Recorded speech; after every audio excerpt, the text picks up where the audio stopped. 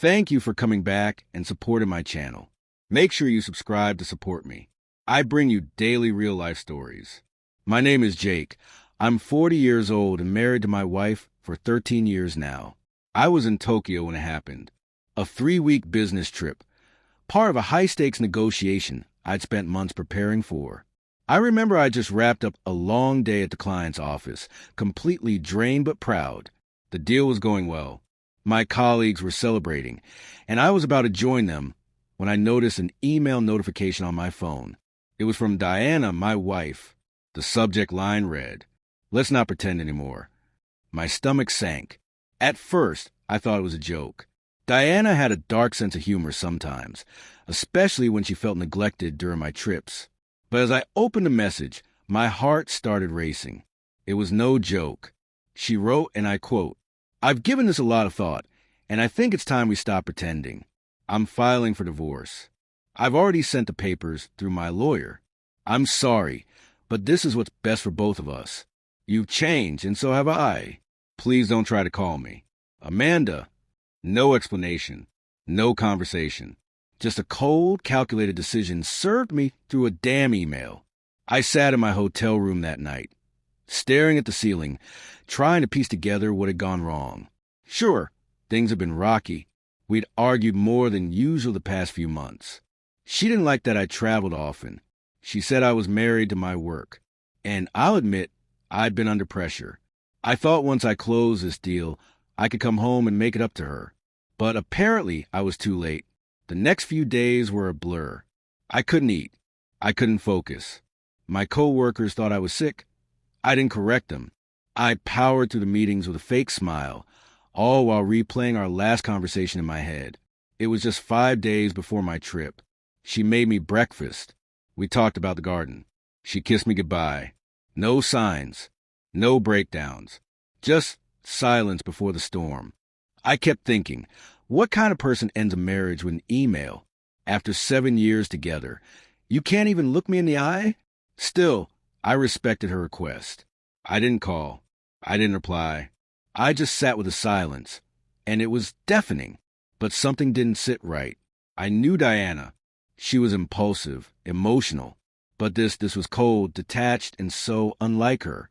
I started to suspect there was more to the story. Something, or someone, was behind this decision, and I was going to find out. When I got back to the States, my house didn't feel like mine anymore. It was quiet, sterile, like Amanda had gone out her way to erase any trace of our life together. Her clothes were gone, her books, her toothbrush, even her favorite mug she used every morning.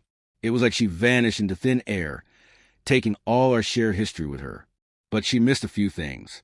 In the bedroom closet, tucked behind a stack of my winter coats, was an old shoebox Diana used to keep little personal items in. Letters, receipts, notes. It was still there. I pulled it out, not really expecting to find anything useful. But as I opened the box, a small envelope fell out. It was unsealed, handwritten, and definitely not addressed to me. It read, "I'm scared we'll find out before I'm ready. Just give me more time." There was no name, no return address, but the handwriting was unmistakably Diana's. The date on the note was just 2 weeks before my trip. My pulse quickened. Who was she talking to? What was she hiding? I began replaying everything in my head again, now with new eyes. The long showers, the constant texting, the sudden change in how she dressed. I dismissed all of it at the time as her just finding herself. But now it looked a lot more like deception. I didn't want to believe it. I didn't want to be that guy, the husband digging through his wife's stuff, looking for proof of betrayal. But the email, the suddenness, the note, I had to know. I checked our shared phone bill. It's the kind of thing most people overlook, but I'd always managed the utilities and accounts. One number kept showing up, late at night, during the day, sometimes multiple times a day. It wasn't a friend. It wasn't family. So I called it. It went straight to voicemail. No name, just a generic male voice. "You've reached me. Leave a message." I hung up, then I called again. Same thing. It was eating at me. Diana had never cheated before, or at least I didn't think she was capable of it. But now Now I didn't know who I was married to anymore. And then I remembered her laptop. It was still in my office. She had a habit of leaving her passwords saved in the browser. I knew it was wrong, but I needed answers. I opened her email, and there it was, a thread of messages between her and someone named Daniel. They'd been in touch for over a year. The first few emails were harmless. He was an old college friend, recently divorced. She'd offered emotional support. But as I scrolled further, the tone shifted. He called her darling. She said she couldn't wait to be free. And then I saw it. One email, sent 2 days before I left for Tokyo. The plan is set. He leaves Sunday. I'll send the message Monday. I just hope he doesn't take it too hard. That was it. Proof. She had been planning this, coordinating it, with him. And yet, I couldn't bring myself to hate her. Not fully. Not yet. Because something in those messages felt off. Like she was trying to convince herself as much as she was convincing him. Something told me this wasn't over. Not by a long shot. Changing her name in my head from Diana, my wife, to Diana, the woman who betrayed me, was harder than I expected. There's something about betrayal that doesn't hit all at once. It unfolds, layer by layer, like peeling off skin. Painful, raw, exposing everything you didn't want to see. That night, I sat with her laptop open, rereading those messages between her and this Daniel guy. And as much as I wanted to throw the thing across the room, I kept reading. Because I needed to understand how he got here. She wasn't just venting to him. She was confiding in him, trusting him with her doubts, her loneliness, her anger toward me. And yes, I saw my name in those emails too. She said I was emotionally unavailable, that I buried myself in work, that I didn't listen. And you know what? She wasn't wrong. I had been distant. I had missed date nights. I postponed anniversary plans more than once because of urgent meetings. I had told myself it was for us, for our future, but I never asked her if she wanted that kind of future. But still, none of that justified this. By the tone of the emails, it was clear Daniel had been pushing her. Subtly at first, then more directly, he planted seeds of doubt, told her she deserved more, that she was wasting her life waiting for me to change. And when she started resisting, he became more manipulative. There was one message where he said, asterisk, he'll never love you the way I do. Stop lying to yourself. Asterisk. It hit me then. She wasn't just swept off her feet. She was groomed. I had to know more about him. So I did what anyone would do. I searched him online. It wasn't hard. LinkedIn, Facebook, Twitter, Daniel Pierce. A freelance consultant living 3 cities away. His profile was polished, curated. Single. Recently divorced, just like Diana said. He looked clean-cut, but something about him felt performative. Fake. I dug deeper. Through online posts, I found a photo from a house party. One Diana had said she was attending with her college girlfriends 6 months earlier. He was there, arm around her waist. And she was smiling, wide, free, almost like she was someone I'd never met. That destroyed me.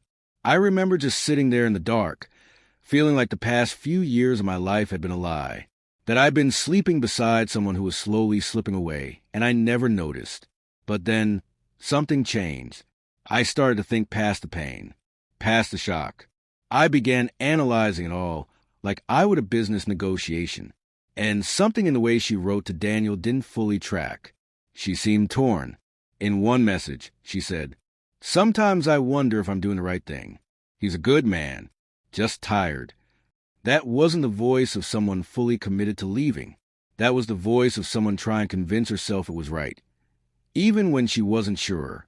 Diana was many things, but she was never cold-hearted. At least, not before him. Daniel got in her head, and I had a sinking feeling he was going to get in a lot more than that. That's when I made a decision. I wasn't going to sit around and wait for the rest of my life to fall apart. If Diana had left me for this man, then I was going to find out who he really was, and why she started texting me again days after filing for divorce. Because yes, that's right. She texted me. Just 4 words. Can we talk soon? When I saw that text, can we talk soon? I stared at it for 10 minutes before even thinking of a reply. I didn't answer right away. I wanted to see how desperate she really was. 3 hours later, she sent another message. I made a mistake. I knew better than to trust it at face value. People don't walk away from a 7-year marriage with a cold email and then come crawling back just because they suddenly feel bad. There's always a trigger, and I was determined to find out what hers was. So I played it cool. I replied the next morning with a simple, "About what?" She asked to meet in person. Said she wanted to explain everything. I agreed, but on my terms. Neutral ground. No drama. We met at a quiet cafe we used to go to on Sundays. When she walked in, I barely recognized her. Same face, same body. But the energy? It was different. She looked tired. Not physically, but emotionally wrung out, like someone who had finally realized they burned a bridge they actually needed. She didn't even order a drink. She just sat down and said, "I don't know how I let it go that far." I didn't respond. She went on, "Daniel, he's not who I thought he was." I got swept up. I felt lonely. I felt like he didn't see me anymore, and he knew exactly what to say. But once I left, he changed. According to her, Daniel became controlling, possessive. He pressured her to quit her job, to move in with him immediately. He didn't want her talking to her friends, especially the ones who still supported me. She said one night, during an argument, he grabbed her phone and read through all her messages, accused her of still being in love with me. She left the next morning. Now she wanted to come back. Back to the man she sent divorce papers to over email. I let her talk. I didn't interrupt once. And when she finished, I asked just one question. "Why didn't you talk to me before any of this?" She looked down and whispered, "I was afraid you'd try to fix it." That told me everything I needed to know. She wasn't just running away from me. She was running away from being accountable. She didn't want repair. She wanted escape. And Daniel gave her the illusion of it. So no, I didn't take her back. But I also didn't show her the anger boiling inside me. Not yet. Because revenge, I realized, is best served slow, calculated, and painfully clear. I wasn't just going to move on. I was going to make sure she saw what she gave up and regretted it every single day. And I had just a plan in mind. After our awkward cafe meeting, Diana started texting more frequently, testing the waters. I could feel her trying to slip back into my life, like a thief returning to the scene of the crime. She'd say things like, "I miss our late night talks." Or, "You were always the one who truly knew me." But I didn't respond emotionally. I kept it neutral. Warm, even. I needed her to believe that I was softening, that she still had a chance. Because I had a plan. And I was going to execute it with the same precision I used to close million-dollar deals. First, I cleaned myself up physically, mentally, professionally. I hit the gym every morning. I updated my wardrobe. I even reconnected with a few old friends she never liked. Started going to events she'd usually roll her eyes at. But more importantly, I quietly took control of the one thing she truly respected, the business. Diana had always been proud of my work. She used to say, "Your mind is your strongest asset." And it was. Over the years, I'd built solid connections in our industry. Clients, executives, vendors, many of whom had met Diana at events, dinners, or fundraisers. I started dropping subtle comments in the right circles. That Diana had been struggling emotionally, that she left abruptly due to a breakdown, that I was worried for her, but doing my best to carry on. People ate it up, sympathized. Within weeks, Diana started calling, not just texting. One night, she said, "I've been thinking a lot. Maybe we could start fresh, take things slow." I paused, then said, "Maybe, but not here. I need space. I'm considering relocating, temporarily." She panicked. "You're leaving town?" "Possibly," I said. "A big opportunity just came up in Chicago. New firm, better pay. They want me to head their expansion." That was a lie, but I needed to see how she'd react. The next day, she showed up at my house, unannounced, tears in her eyes. "Please don't go. We can make this work. I know I hurt you. But I'm not the same person anymore. I let her inside. I let her cry on my shoulder. I even let her sleep in the guest room, because the final step was near. The next morning, while she was in the shower, I did one last thing. I placed a sealed envelope on the kitchen table, addressed to Daniel Pierce. Inside, screenshots of every message he'd sent her, the manipulative ones, the controlling ones, and the copies of her emails where she admitted he changed and scared her. I mailed it directly to his workplace. Then I called a friend of mine, a quiet legal powerhouse who owed me a favor, told him I wanted to initiate legal proceedings to protect my assets. Diana wasn't coming back to my life. I was just setting the stage for her public fall. Let her think she had a second chance. Let her walk into it willingly. Because revenge wasn't just about hurting her. It was about making sure she saw me rise, stronger, smarter, untouchable, while her world slowly unraveled around her. And I wasn't done yet. Diana stayed at my place for a week. She cooked dinner twice. She laughed at my jokes, touched my arm when she spoke, lingered in the hallway at night, like she was waiting for me to invite her back into our old bedroom. I didn't. I played the part of man, trying to forgive, but unsure. And she leaned into that. She started suggesting we attend couples therapy. She said she was willing to move slowly, earn my trust back. And every time she said that, I gave her a half smile and a nod, never promising, never refusing. But behind that mask, I was working on a final blow. I called my lawyer friend again. I wanted everything documented, every message, every visit, every detail of her return.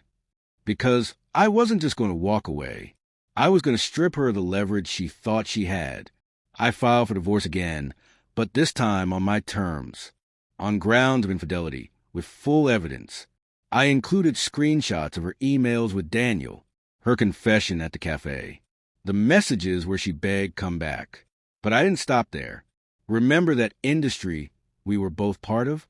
She'd been quietly trying to rebuild her professional image, interviewing at firms that used to respect her. She had no idea that 2 of those firms were clients of mine. In private conversations, I told them the truth. I didn't slander her. I didn't raise my voice. I just calmly said, I would recommend bringing her into your firm. She has trouble with boundaries, both personal and professional. That was enough. 2 interviews canceled. 1 major client dropped her from their freelance roster. She still had no idea I was behind it. Then, 2 weeks later, she got the envelope, the divorce papers. No apology, no explanation. Just a clean, legal, final strike. She showed up at my house again. Same tears, same desperation. Why are you doing this? She asked. I thought we were healing. I looked her dead in the eyes and said, You divorced me over email. You let another man talk you into destroying what we had. You left me broken in a foreign country, without so much as a conversation. She started to cry again, but I wasn't finished. I handed her one last envelope. Inside were pictures of Daniel, arm in arm with another woman. Smiling, cozy, recent. He moved on weeks ago, I said. You were just his rebound. Diana collapsed into the chair, silent. I stood over her, calm, cold, and I ended it the way I always intended. This wasn't about getting you back, Diana. This was about making sure you felt what I felt, lost, discarded, and utterly irrelevant. Then I walked away. I didn't look back. I didn't need to, because the best revenge isn't rage. It's clarity. It's showing them you thrive without them. And it's watching them realize they threw away the best thing they ever had. For nothing.